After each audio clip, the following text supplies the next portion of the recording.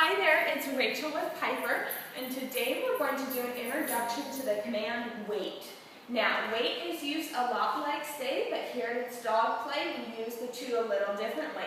So, stay is when you tell her to stay, and she stays there no matter what until you come all the way back to her and release her like this, from a distance like this. Wait is when you put her in a sit or a down, you're somewhere else, and then you release her from a distance, maybe like this. So if it's to call her to you, or if you're feeding her and you put her food down here, then you say okay, or any release word that you choose, and she comes from her wait and gets to get out of that herself on your command. So stay is releasing at her, wait is releasing from a distance. We're going to work on wait first, so that we can practice a little bit of the come command that Nicole worked with her on a couple visits ago. And that way, hopefully she can learn more about it, and wait often isn't as long as a prolonged stay. So, she's doing pretty well. I mean, I haven't told her anything, but I'm able to get far away from her now, which is good. Sometimes, when you're trying to get some distance between you and the dog for sit or wait, sometimes you can only shift your weight back, kind of like that, before the dog gets up. So I'm going to teach her sit, since I'm going to have her sit since we just went over that, and then I'm going to tell her wait and release her from there. So come here. All right, Piper, sit, wait. Come on. Good wait, Piper, good girl. All right, that was really good.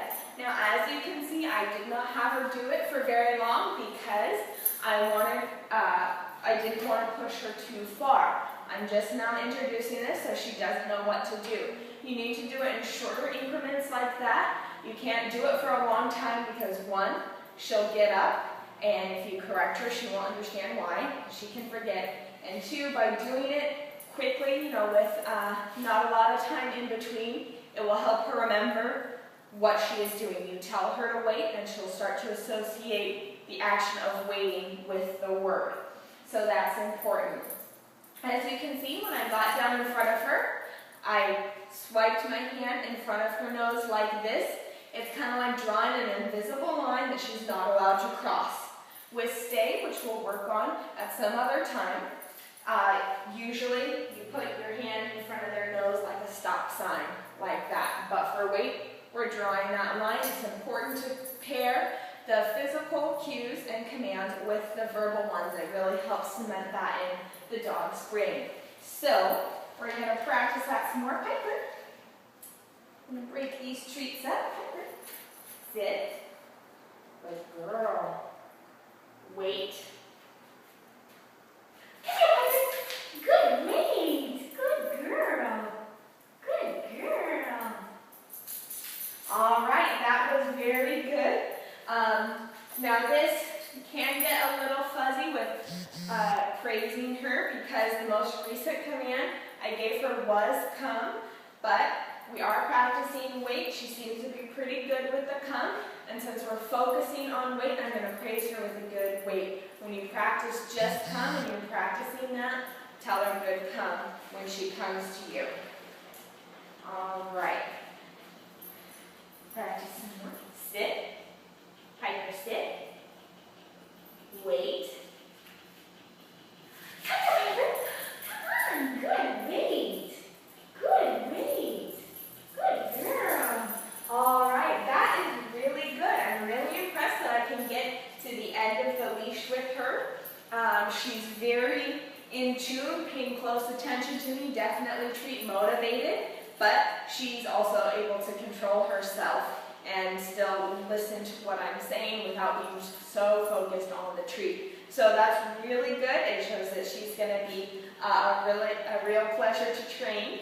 So that is an introduction to wait. You can use it for a lot of different things. Like I said, if you're going to do a recall where you have her sit her down and wait when you go across and then call her to you, to have her run to you. Or feeding her, if you don't want her jumping all out of your feet. You can have her sit and tell her to wait. So you can put the food down and step back, then tell her okay so that she can go get it. Also, getting out of the car. A lot of times dogs want to jump right out of the car. If she knows wait, you can tell her to wait so you have time to get the leash on her, get the door open without her jumping out on top of you. And that's a good safety thing for her as well. So, hope this helps. Practice this at home. And it's really important for her. And it is a good stepping stone in our training. So, this was Rachel and Piper. We are working on weight.